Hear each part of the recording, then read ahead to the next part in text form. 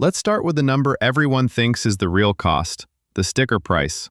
A mid-size superyacht, we're talking 100 feet, nothing crazy by billionaire standards, runs somewhere between $10 and $20 million. Sounds like a lot, and it is. But here's the thing nobody tells you when you're standing in that showroom, signing that contract, feeling like the king of the ocean. That purchase price is maybe 20% of what you'll actually spend owning this thing. Haha, 20%. The other 80%? That's where the real story begins. There's an unwritten rule in the yachting industry. Every yacht broker knows it. Every insurance agent knows it.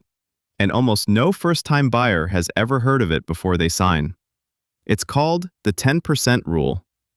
Every single year, you will spend roughly 10% of the yacht's purchase price just to keep it running. Let that sink in. Buy a $20 million yacht? You're now looking at $2 million a year. Every year. Forever. Just in operating costs. Not the boat payment. Not insurance premiums you're already aware of. Just running the thing. Where does that $2 million go? Crew salaries first. A yacht this size needs a captain, engineers, deckhands, stewards, sometimes a chef trained at a Michelin level. You're talking about a payroll that rivals a small company. 10, 15, 20 crew members, living on board, getting paid, every single month. Then there's fuel, and I mean real fuel costs. These engines aren't sipping gas. A superyacht can burn through hundreds of gallons per hour at cruising speed. Some large yachts spend more on fuel in a single Mediterranean crossing than most people spend on a car. Then, insurance. Dock fees, and not the cheap kind. We're talking prime marina real estate in Monaco or the Amalfi Coast, sometimes tens of thousands of dollars per week. Maintenance. Constant maintenance. Saltwater is brutal on everything. Every system on that boat is fighting corrosion 24/7. And here's my favorite part. The paint job alone on a superyacht can cost more than most people's houses. Okay, so we've established the operating costs are brutal. But here's where it gets genuinely painful. Yachts depreciate fast. Faster than almost any luxury asset you can name. A new yacht can lose 20% of its value the moment it leaves the shipyard. Some estimates put first-year depreciation even higher for certain builds. Compare that to a house, appreciating generally over time. Compare it to fine art, often appreciating. Compare it to a yacht, going straight down, consistently, year after year. By year 5, that $20 million yacht might be worth $8 or $9 million. You've spent roughly $10 million in operating costs across those 5 years on top of the purchase. Do the math with me here. You bought a $20 million asset. You spent $10 million keeping it running, and it's now worth maybe $9 million. You are down roughly $21 million on paper in 5 years. For a boat you used maybe 6 weeks a year. Here's where it gets actually interesting. Because you'd think, knowing all this, nobody would ever buy one. And yet the global superyacht order book keeps growing. Wait lists at the top shipyards stretch years into the future. Billionaires are quite literally standing in line, paying deposits, waiting their turn. So either every billionaire on Earth is bad at math, or something else is going on. And something else is going on.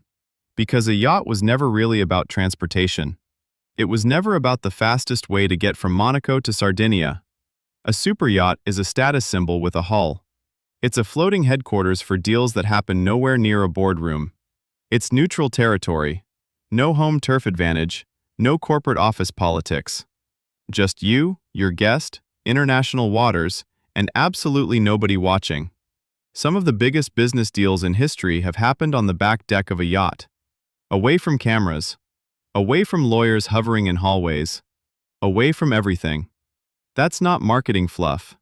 That's genuinely part of the calculation. Now here's where the smart owners, the ones who actually treat this like a business, start to separate themselves from the ones bleeding money for fun.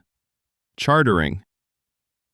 When the owner isn't using the yacht, which, let's be honest, is most of the year, they rent it out. to other wealthy people who want the experience without the $21 million depreciation hit.